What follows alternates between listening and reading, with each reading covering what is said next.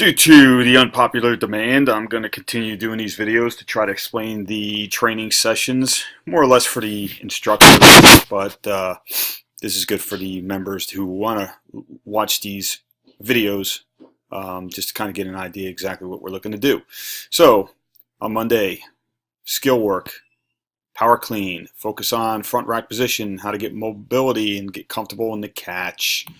This is a big problem for a lot of people. They look very uncomfortable in the front rack position when they're doing their cleans and their front squats. So we are going to try to help you with that.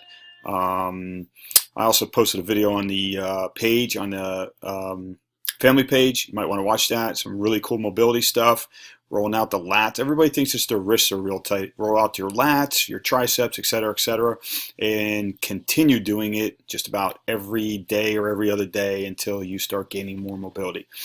The lift in our strength cycle, we are going in at 3 at 70, 3 at 80, 3 or more at 90. So we're starting to get a little higher on the percentage wise, and this is off your one working max. Conditioning, 3 levels, L1, L2, L3. You guys can just read over it real quick, and you'll see the difference is this is going to be very difficult. I'm not sure if we even have. This is like games athlete right here. So you're talking about 15 dumbbell thrusters for 75 pounds. That's horrible. If you're not prepared to do this, listen, guys, I know there's some of you guys and girls that can handle this, but just keep in mind, you might not be conditioned for it right now because we haven't really done a lot of dumbbell work. So the last thing you want to do is try to get your ego involved and try to do this workout. And guess what? You're going to smoke your shoulders, and you're not going to be able to train for like 2-3 days, or even worse, get an injury out of it. That's not going to help you. So just be smart, man. I would actually maybe try this workout with some 50-pounders or maybe 35-pounders for the women, because this is a good one. And then glute hand sit-ups are horrible. Talking about myself, I get super sore just doing like 3 sets of 10 to 12.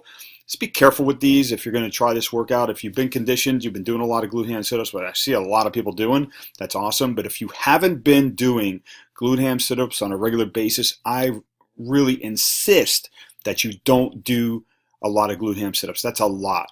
And you can actually get rhabdo from doing a lot of glute ham sit-ups. So you can modify this workout. It's basically 21 sit-ups. I don't really have to read it, but just look over it. Some dumbbell thrusters or barbell thrusters, toe to bars, pull-ups, and at the end, bar muscle-ups for the advanced, or chest bar pull-ups, etc., jumping pull-ups. This is a good little, we call it a grinder or a chipper. Just chipping away, going through all these movements. Accessory this week is a rear rack weighted barbell alternating step-ups. It sounds pretty sophisticated. You know what you're doing? You're taking a box, you're putting a bar on your back, a barbell weighted. You're going to do 10 step-ups on each leg. These are horrible. These are really tough. So, be careful. Make sure your knee is not going too far forward on those step-ups. You don't want to put a lot of pressure on your patella. Going into Tuesday strength, we're looking for, you're going to do from the ground a snatch high pull. So you're not going to be overextending. You're going to be pulling that bar straight up to about chest level, and then come down into the hang position. You're going to do a hang full snatch. I love this little quick barbell complex. This will really help your technique, because you're not overextending, you're not pushing your hips forward, your knees forward. You're just trying to stand tall on that high pull. The bar's going to just go straight up the body, and then you're going to go into a hang, go into the power position, and do a full snatch, right into a full snatch or squat snatch, however you want to call it, but you're going into a squat. Conditioning, we've done this sort of something like this the last couple weeks. We're doing 5 rounds, so it's 2 minutes on, 2 minutes off, 2-minute rest in between each. You're working your way up into the ladder. It's really kind of a neat movement.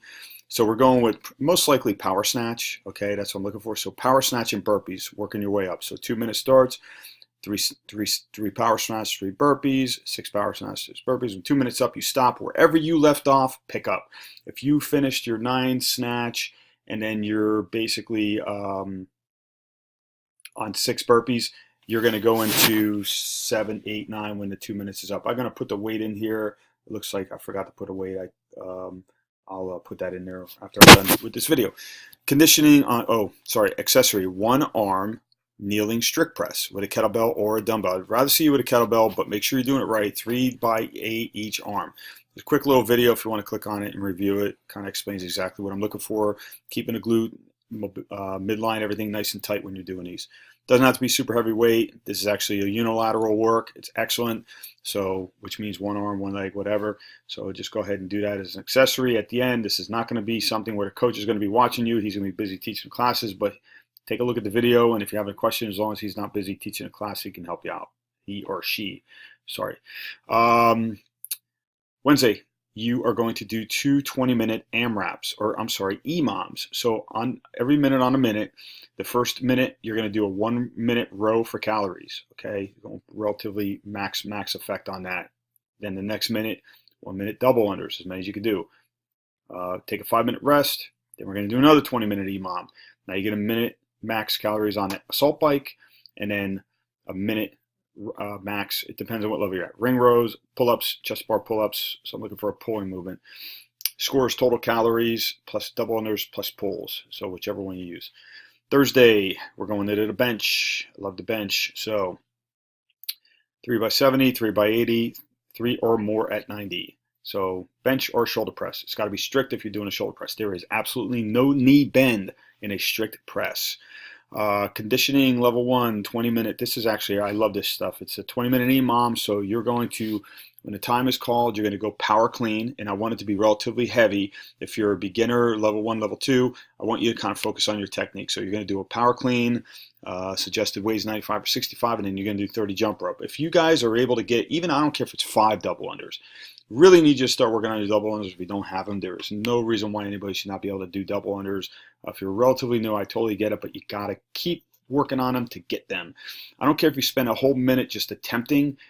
To me, it's better than doing singles. But you know what? I also don't want you to sit there and not do anything. So 30 jump rope is sufficient singles.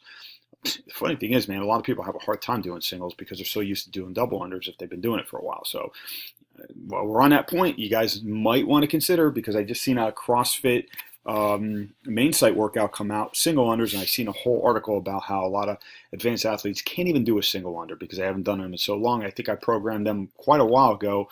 It was like some double unders, some single unders, and a lot of people couldn't do them. So keep it in your arsenal. Level 2 20-minute EMOM is a power clean 155, and then you're going to do 20 double unders. Level 3 is you're going to do a 225 power clean or 155 and then 30 double unders. Listen, there's a couple of guys that 225 is really like nothing for them. So if you can pump that up a little bit, like excellent, like a level 4. I know there's several of you that could probably do 275 and then 30 double unders, but just remember, man, you're going to start fatiguing. It's a power clean. That means the hips are over the knees. Some of you like to fall into a full squat clean when you start getting fatigued, and that's not what I'm looking for. So if we don't push this up to like 245, 265, go for it. You remember, you get 20 minutes of it, so you can always pull the weights off, but I'd like you to really push this to a heavy, like this is going to be like a 95%. And that's, for me, that's pretty much 95% the condition I'm in right now. Ring rows, Pendlay row, 3 by 8, it's accessory. I see so many people just don't do these right. You're not supposed to kip on a row. You're supposed to you're supposed to be leaning forward. The bar is like right over your toes, and you're going to be, your body is going to be leaning over, so you're hinged, and your torso is going to stay in the same position. You're going to just bring the bar up, squeeze, and then tap the ground, bring it up, squeeze. And you're not going to be moving your torso. You're not going to be trying to kip it up because the weight's too heavy for you. So even if you're using 95 pounds, man, this is a great movement. It's going to really, really tax your rhomboids and your mid-back, which is what I'm looking for. Deadlift, Friday deadlifts, 3 by 70, 3 by 80, 3 or more at 90. Then conditioning. So every 3 minutes, okay, there's no rest. It's basically, I'm going to set a clock at 3 minutes. You're going to do this 8 times. So it takes 24 minutes altogether. So first group starts, basically, if we have a ton of people, it's okay, we can do rolling starts. So 8 sets. So 3 minute starts, boom, you're going to go out there, you're going to get on that prowler, push that thing as fast as you can, 50 meters. As soon as you push it past the 50 meter mark, you're going to jog inside, you're going to have a bar waiting for you, you're going to do 10 push jerks, okay? 75, 55, 105, 75, 155, or 95. It doesn't matter how long it takes you. Well, it does, you're trying to push it fast, but whatever time it takes you, is basically the amount of time left on a 3-minute clock is how much time you get to rest. So it's kind of like an advantage that you really go fast, so you get a little bit more rest time. So we can do that 8 rounds. So we can do alternated starts if we have a big group. So let's just say we have 8 prowlers set out there, and we have 16 people in the class. You can start the first group off at the top of the minute. And then a minute later, you can start the next group because it's not going to take them a minute to push that prowler, and then they can catch up. So there's a little thing, a note for the coach. Saturday, we got a good one lined up. All right, that's pretty much it. If anybody has any questions, just go ahead and leave a comment. And everybody have a great week. Happy Mother's Day to all your moms, and look forward to seeing everybody.